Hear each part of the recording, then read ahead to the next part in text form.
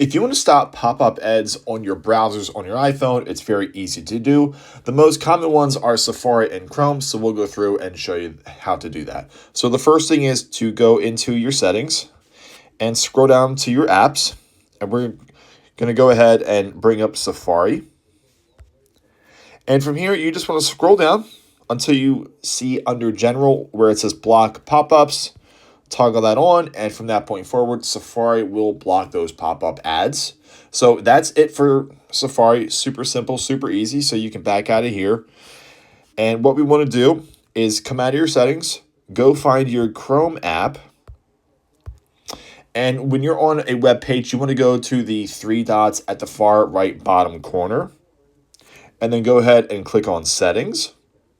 And from Settings, you want to scroll down until you find a section where it says Content Settings. And from here, you want to go to Block Pop-ups and go ahead and toggle that on. Make sure you hit the Confirm button at the top right-hand corner. And that's it. It's super simple, super easy to do, and that's how you would block pop-up ads on your iPhone.